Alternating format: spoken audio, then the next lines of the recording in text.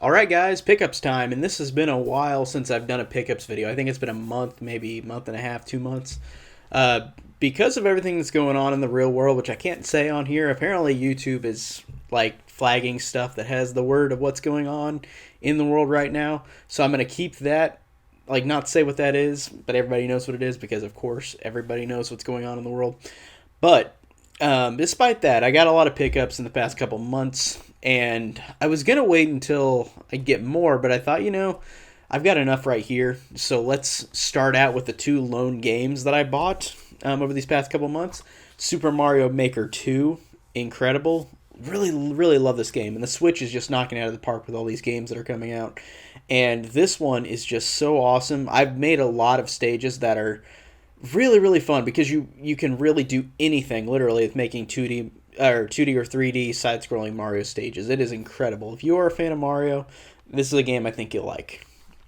And then the only other game I got was Lego Star Wars The Complete Saga.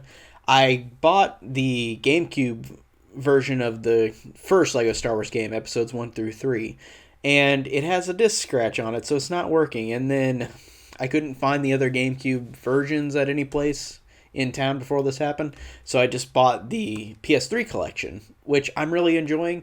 I just got into a slog on one level that's really hard and just annoying, and it's one of those like flying stages where like if you like it's just really really tedious.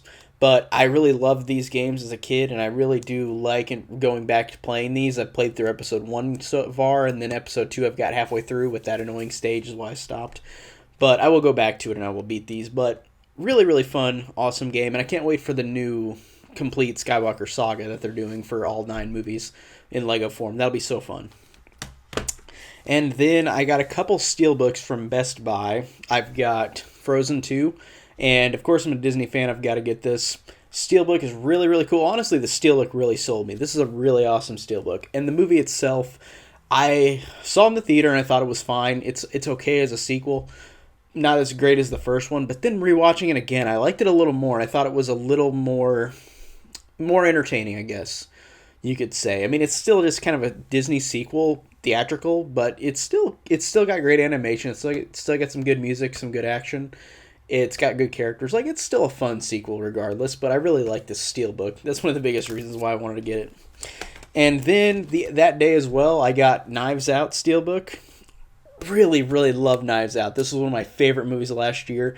I love all Rian Johnson's stuff, and just after The Last Jedi, which I loved, you got Knives Out, which I think is just as fantastic. I think he's such a great writer, such a great director and filmmaker, and this one is such a drastic difference from his other movies like The Last Jedi or Looper or Brick. This is a really comedic movie, and it's hilarious. Almost every joke lands.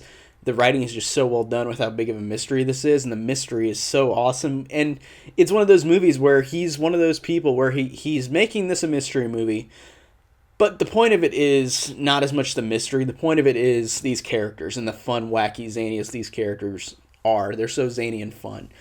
Again, really love this. Rewatch it again. It's still a fantastic movie. And relating to Rian Johnson, I guess I got Star Wars The Last Jedi Steelbook, or Star Wars The Rise of Skywalker. I had that on my mind. But The Rise of Skywalker Steelbook, which, beautiful. I love this Steelbook. It is so awesome. It was hard to choose between this and the Target Digibook. One of my friends, Andrew from Hayes and Devon Graham, got the Target one, and I'm jealous of that, but I really love both, and it was so hard to choose, but I love this steelbook. I think the steelbook is just so incredible looking, and Best Buy just knocks it out of the park with these steelbooks that they've been doing. And The Rise of Skywalker as a movie, for me, is such a downgrade from Last Jedi and Force Awakens, but it's still got great things about it, but it definitely, for me, is way weaker in terms of filmmaking and in terms of entertainment. And I still enjoy it. I've watched it twice since I've got it on Blu-ray, and I am going to do a video on the new Star Wars trilogy because I have it on my mind all the time. Like, it's such a divisive trilogy that I've got to talk about it. So you'll expect a video coming up in a while, maybe in a month or so, about this new trilogy, episodes 7, 8, and 9. But rewatch it again. Again, I have my problems, but I still enjoy it. And then I got Color Out of Space, which is a movie that I, of course, didn't see before it came out. I just saw it at Walmart like a month ago, and it was for $12. So I said I'm going to snag that and try it out. And I thought it was just okay. I didn't love it, but I think that it has good things about it. The horror elements are really good. I honestly didn't care for Nicolas Cage in the movie, and I really enjoy Nicolas Cage. He kind of ruined it, like, for me, like, for how serious the movie is, even though there is a quirky family. I felt like the moments with Nicolas Cage really didn't make me like the movie even more, which is so weird, because I really enjoy him in a lot of other stuff. And I made a review on this already, so I'm not going to talk about it too long, but Color Out of Space, still worth $12. I didn't dislike it, I just think it's just okay. And then I got Cannibal Holocaust, and this one I just on a whim got it. And this is a movie that I've heard so much about years and years since I've watched horror movies, and I've never got the chance to see it. And I thought this is the best way to do it, get the Blu-ray of it. And this Grindhouse releasing Blu-ray, I think, is really, really well done. And I haven't even delved into any of the special features. I've just watched the movie, and I expect a review for this movie, because this movie is screwed up, like, in some of the worst ways, but it's incredible because of that. And it's just a movie that I really, really liked, and I really enjoyed it, and I really want to talk about it. So as of now, you just know I like it. I enjoyed it a lot. And then I got this 2-pack, which includes Die Monster Die and the Dunwich Horror. And I know nothing about either of these movies. One has Boris Karloff in it, the Die Monster Die, and this was really, really cheap, like $3. So I had to snag it because these look like really fun, rare horror movies, and I really am a fan of the midnight movies, like MGM things that they do. Like, there's some other ones that I really want to buy, but I really like these collections. These are pretty cool. So I'll see what I think of these. Haven't watched them yet as of this video, but I will watch them soon. And then Final Destination. I was talking again to Andrew from Hayes and Devon Graham about Final Destination, and I went and bought what I found in stores used. I found the first one, the second one, and the fourth one. I didn't find the third one. I have the fifth one.